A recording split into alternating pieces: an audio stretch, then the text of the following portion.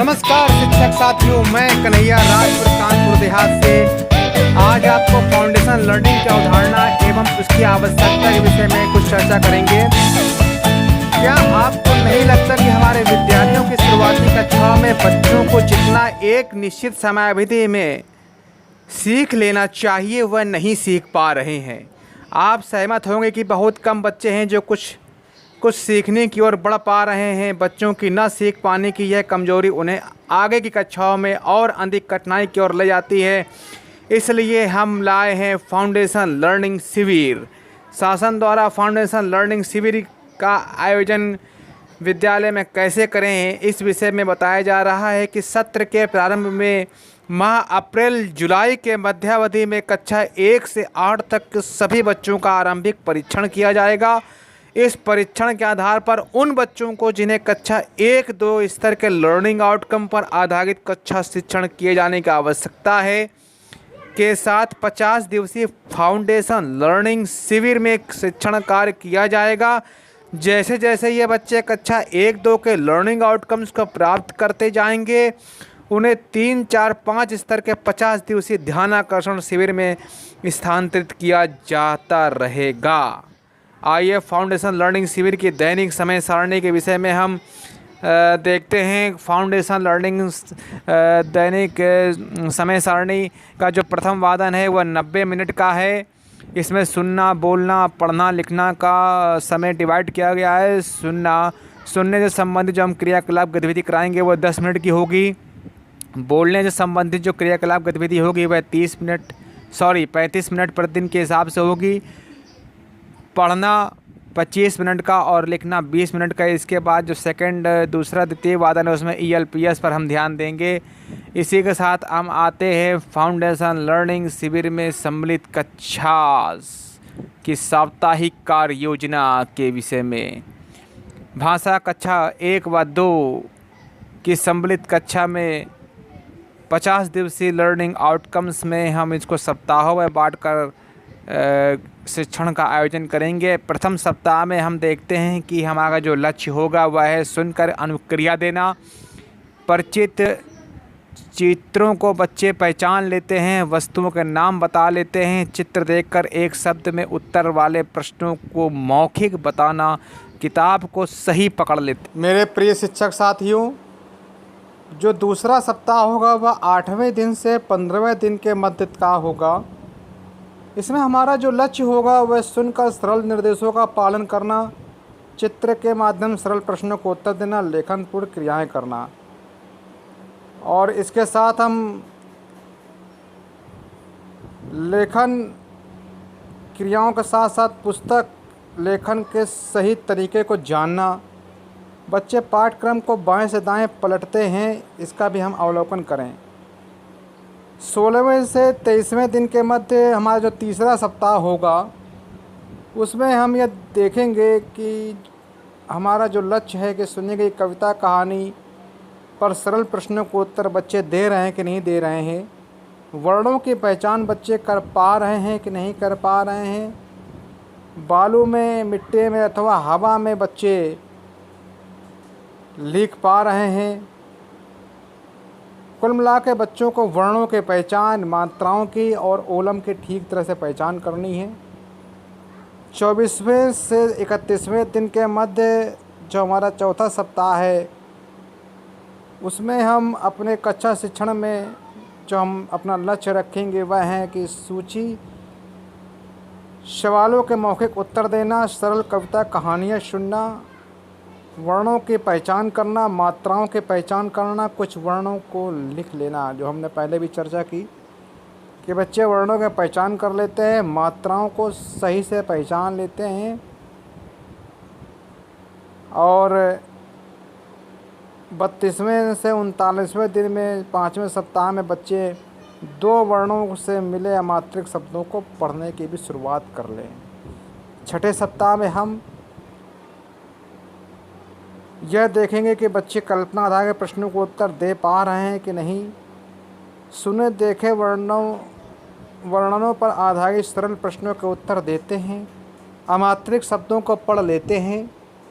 सभी वर्णों को लिख लेते हैं कि नहीं लिख लेते हैं। 7वें सप्ताह में हम देखेंगे बच्चे कविता कहानियाँ सुना लेते हैं, अपने प्रवेश अनुभवों को बता पा रहे हैं कि नहीं, 12 खड़ी से नए शब्द बना कर लिख लेते हैं कि नहीं लिख लेते हैं। इसके बाद हम फाउंडेशन लर्निंग शिविर की साप्ताहिक कार्य योजना गणित कक्षा 1-2 की सम्मिलित कक्षा के बारे में देखेंगे कि इसमें कौन से गोल्स हैं, लक्ष्य क्या हैं इसके, और इसके चयनित लर्निंग आउटकम्स क्या होंगे। बच्चों में संख्यापूर्ण अवधारणाओं की समझ विकसित हो जाए, यह हमारा लक्ष्य होगा। जैसे कि दूर पास, लंबा छोटा, हल्का भारी, छोटा बड़ा की पहचान एवं वर्गीकरण, समूहीकरण, एक से एक की संगति कर लेते हैं, चित्रों में अंतर स्पष्ट कर लेते हैं। दूसरे सप्ताह में हम देखेंगे कि बच्चे 1 से 9 तक की संख्याओं को समझ विकसित हो जाए, ये लक्ष्य होगा हमारा। और हम इसमें लर्निंग आउटकम्स में बच्चों को आना चाहिए 1 से 9 तक की संख्याओं का उपयोग हेतु वस्तुओं को गिन कर लें, दी गई वस्तुओं में से बताई गई संख्या के बराबर वस्तुएं निकाल लेते हों और 9 तक की संख्याओं के वस्तुओं गिन लेते हों। और इसके साथ ही चित्र देखकर प्रवेश के वस्तुओं को भी वह गिन लेते हों। सभी वस्तुओं को किसी को देने से कुछ नहीं बचने के, जो शून्य का जो मान है उसको भी वह शून्य की आकृति को भी पहचान लें, शून्य का मान समझ लें। चतुर्थ सप्ताह में बच्चे 50 तक की संख्याओं को मूर्त वस्तुओं, चित्रों के माध्यम से प्रदर्शित कर लेते हैं कि नहीं कर लेते हैं। 50 तक की गिनती बच्चों को 14 सप्ताह में आ जानी चाहिए। 50 तक की गिनती के बच्चों के अंदर समझ विकसित करने का हमारा यह लक्ष्य 14 सप्ताह में पूर्ण हो जाना चाहिए। और इसके बाद हम बात करते हैं 5वें सप्ताह की। इसमें हम बच्चों को 100 तक की गिनती याद कराने का प्रयास करेंगे, हमारा यह लक्ष्य होगा। हम आकलन करेंगे बच्चों का कि बच्चों को 100 तक की गिनती याद हो जाए। बीच की छूटी संख्याओं को वह भर लें, लिख लें, फिलअप कर लें पहले, और यह बाद की संख्याओं को भी वह बताने में सक्षम हो जाए। संख्याओं को पढ़ने बढ़ते और घटते क्रम में व्यवस्थित कर लेते हूँ। मूर्त वस्तुओं, चित्रों के माध्यम से 6ठे सप्ताह में 1 अंक की संख्याओं का जोड़ कर लें।